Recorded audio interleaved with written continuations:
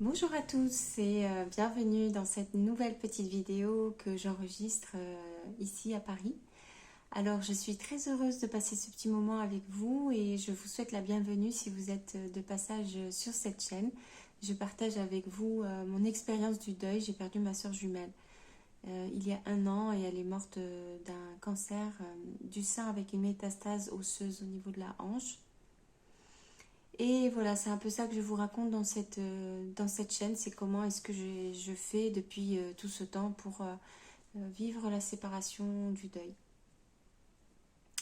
Et voilà, je suis à Paris pour peu de temps.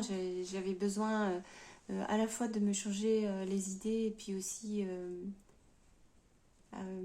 m'occuper d'un certain nombre de choses. J'en ai profité. Mais voilà, j'ai passé quelques premiers jours super heureuse, etc. Mais en fin de compte, je me suis pas rendu compte que j'avais choisi pile la semaine où c'est l'anniversaire de la mort de mon père. Parce que juste avant ma soeur jumelle, quelques mois avant, en fait, j'ai mon père qui est mort. Et, et c'est marrant, enfin c'est marrant, c'est façon de parler, que je vous en parle ici, c'est parce que c'est vraiment une chaîne qui est dédiée au deuil. Parce qu'en fait, je suis en double deuil. Et que depuis le début, vous m'entendez pas parler vraiment de la mort de mon père et de tout ce que je peux ressentir par rapport à ça, parce que je suis tellement submergée par ce que je vis déjà avec la perte de ma soeur jumelle que j'arrive pas en fait trouver assez d'espace pour voir qu'est-ce que je ressens par rapport à la mort de mon père. Mais sauf que là, je me dis c'est bizarre, mais depuis hier je me sens pas bien dans ma peau, je suis de plus en plus déprimée, mais là je suis vraiment déprimée aujourd'hui. Et puis je regarde la date et je me dis, mais enfin, aujourd'hui c'est le jour où il est tombé dans le coma et demain c'est le jour où il est mort. Et, euh, et moi j'ai pas pu aller le voir, j'ai pas pu assister ni à ses derniers instants de vie, ni à son enterrement parce que ma soeur jumelle avait besoin, bah, elle pouvait pas rester toute seule dans l'état dans lequel elle était complètement handicapée à ce moment-là. Et on a vécu toutes les deux cet enterrement à distance. Et, et puis j'ai dû, par la force des choses, le balayer dans un coin de ma tête en me disant je verrai plus tard. Parce que là, j'étais dans l'urgence de gérer la situation avec ma soeur. Et c'est vrai que j'étais extrêmement angoissée à cette période-là parce qu'on était complètement harcelés par le monde médical. C'était affreux, affreux ce qu'on vivait à ce moment-là. C'est la dernière année de vie de ma soeur jumelle et ça a été hyper traumatique. Alors pour ça, je vous invite aussi à consulter les vidéos que j'ai laissées sur cette histoire dans une autre playlist hein, sur la chaîne. Vous allez voir. Le contact avec le monde médical a été extrêmement néfaste dans notre expérience à nous. J'en ai vraiment beaucoup souffert et ma soeur aussi a beaucoup souffert de ça. Et quoi qu'il en soit, j'étais tellement submergée pour essayer de préserver ma soeur, qu'elle ne se fasse pas bouffer en fait par cette équipe complètement barjot sur laquelle on est tombé. Et bah, j'avais pas le temps en fait. Voilà, j'avais pas le temps de m'occuper de la mort de mon père. Et en fait, vous voyez, le corps, il ne ment pas. Parce que, parce que je suis tellement déprimée là, c'est affreux. Je vous enregistre une vidéo parce qu'en fait, je m'en vais dans quelques jours et je rentre en Bretagne. Je quitte Paris et je voulais absolument vous donner des nouvelles.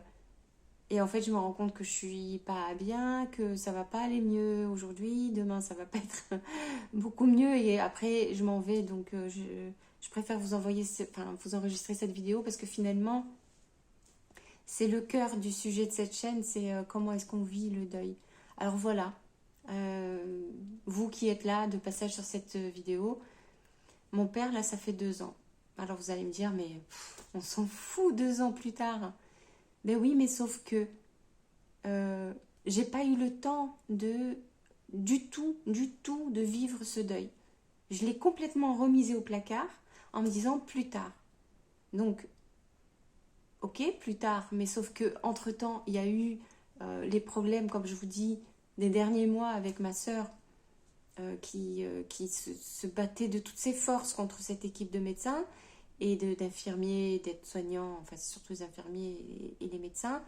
Et, et ensuite elle est morte et donc après ben, il y a cette errance dans laquelle je suis rentrée toute l'année dernière. Vous voyez où j'ai vraiment fait ce deuil nomade, etc. Donc mon père, je sentais bien au fond de moi qu'il y avait quelque chose qui n'allait pas. Mais même quand je suis allée au Maroc et que je suis allée sur la tombe de mon père, en fait j'ai même pas pu quasiment y aller. J'ai pas pu. J'ai voulu partir très très vite parce que je sentais que j'étais pas là. J'étais tellement submergée par la souffrance d'avoir perdu ma soeur jumelle que j'avais envie de penser qu'à ça. J'avais besoin d'être avec elle dans ma tête. Et ça m'agaçait d'avoir d'avoir un autre, j'allais dire un autre cadavre. Je sais pas comment vous dire ça, mais c'est affreux. Je pouvais pas. Je me disais non, je veux pas savoir. Je veux pas savoir qu'à côté, il y a la tombe de mon père aussi. Et je suis submergée. Et juste à côté de ma sœur, 3 jours après que ma sœur ait été enterrée, il y a mon oncle aussi qui est mort et qui est enterré 4 tombes plus loin que ma sœur. Et que là, je suis submergée en fait. Et c'est pas grave parce que je sais bien que vous tous qui m'écoutez là, vous connaissez ça aussi. Et vous savez, bah, c'est comme ça, on vit avec ça parce que c'est parce qu'on est vivant. C'est tout, c'est pas un choix. C'est parce qu'on est vivant. Et, mais c'est juste que j'arrive pas à gérer ça. Voilà, je suis en burn-out émotionnel, je sais pas comment dire ça. Et, euh, et peut-être que j'ai peur. En fait, j'ai mis à la poubelle, avec un beau prétexte, entre guillemets, cette histoire d'avoir perdu mon père. Et je me suis dit, bah, c'est quelque chose qui m'a toujours effrayée toute ma vie.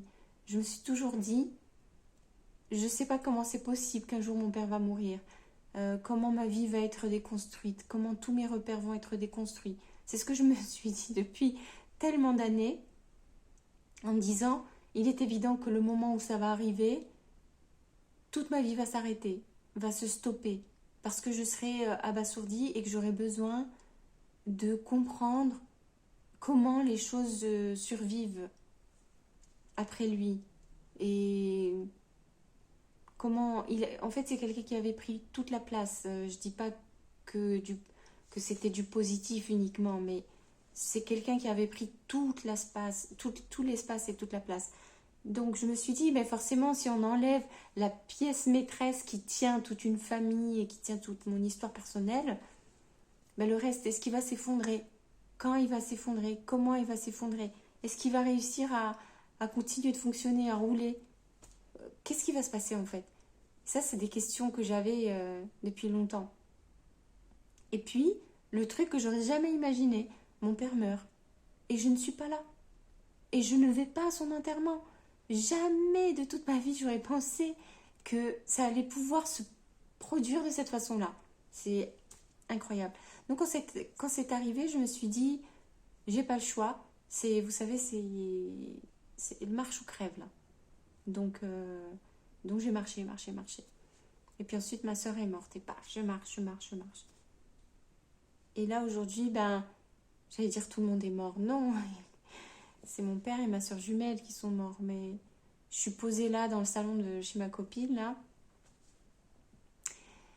Je suis posée chez elle, là, comme ça, et je me dis, mais en fait, là, il n'y a rien. Je peux juste m'arrêter, je peux écouter, je peux ressentir, je peux réfléchir, je peux me souvenir, je peux penser.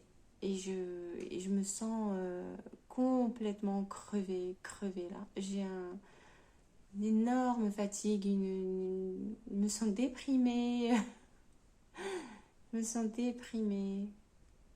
J'ai pas de mal à laisser mon père partir. Vraiment, j'ai pas de mal parce que j'ai conscience que ma vie à moi est différente, que je dois vivre ma vie, que je dois avancer, que je dois compter sur moi, que je dois... Mais il y a quand même énormément de choses qui étaient reliées à mon père, notamment ce sentiment de sécurité dans la vie, le côté matériel, le côté financier.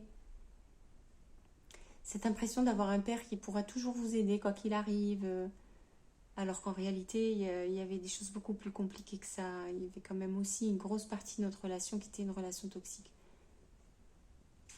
Mais je pense que vous l'avez deviné si vous m'avez suivi depuis le début de cette vidéo et que vous savez quel genre de relation j'ai eu cette année, les relations humaines que j'ai eues, les rencontres que j'ai faites dans le cadre du travail que j'ai fait pendant cette année, que ce soit homme ou femme, vous avez vu que j'ai attiré à moi des gens toxiques. Pas que, hein, parce que heureusement j'ai eu beaucoup de gens sympas. Mais j'ai quand même tiré des gros lots là. Et ça, c'est mon histoire qui se répète. Donc voilà, c'est juste que là, je suis un peu... Bah, en fait, je me sens perdue. Sincèrement, je vais vous le dire. Je me sens perdue parce que je me sens submergée par ces émotions, par ces deuils, par ce bouleversement d'équilibre intérieur. Et j'arrive plus à savoir comment faire, comment arriver à dépasser ça, quoi. Alors, plus ça va, plus je sens une énorme fatigue. J'ai une lassitude, et aujourd'hui, je commence à me dire, puisque je ne suis pas en Bretagne, je vois de loin, vous voyez. C'est pour ça que je vous encourage vraiment, hein, si vous avez la possibilité, des amis qui habitent un peu loin de chez vous ou quoi, essayez de, quand vous avez mal comme ça, comme je le suis, je veux dire, essayez de prendre ce recul, aller chez les gens, passer quelques jours, respirer dans un autre contexte parce que ça vous permet de voir les choses de loin. Et là, quand je suis ici et que je réfléchis à mon appartement en Bretagne et à ma vie que j'ai en Bretagne, etc., je vois de loin et je me dis, mais en fait, de quoi tu as besoin vraiment là? Je suis tellement fatiguée que finalement, je crois que j'ai besoin de me constituer un petit cocon. Est-ce que je vais y arriver? Je sais pas. Je galère, je galère, je galère, je galère. Mais je me dis que c'est ça que j'aurais besoin d'avoir. C'est un endroit de sécurité dans lequel je peux vraiment prendre le temps de m'écouter, de vivre à mon rythme, d'arrêter de m'adapter et d'essayer de remonter la pente, quoi. Donc voilà, j'ai besoin de prendre ça au sérieux. Et je crois que plus ça va, plus j'ai l'impression que j'arrive au bout du rouleau là. Je suis au bout du rouleau, sincèrement. Alors je sais, je suis déprimée aujourd'hui, je vous ai prévenu, mais je me sens au bout du rouleau. J'ai tellement donné d'efforts cette année, tellement fait d'efforts pour essayer de m'intégrer dans des projets, faire des choses sympas, des choses intéressantes, donner des cours de yoga, je l'ai fait en plus gratuitement. J'étais heureuse de partager ce que j'avais, que les gens étaient super sympas et que tout, ben voilà, il y avait des retours très très positifs. Voilà, donc là j'ai peut-être la possibilité de donner un cours de yoga demain. J'ai toujours mon ami chez qui je suis, qui est un peu mon ange gardien aussi, qui m'a dit, ben, j'ai quelqu'un de ma connaissance qui cherche vraiment un cours de yoga dans la même lignée de ce que tu fais toi. Peut-être que vous pouvez vous entendre toutes les deux.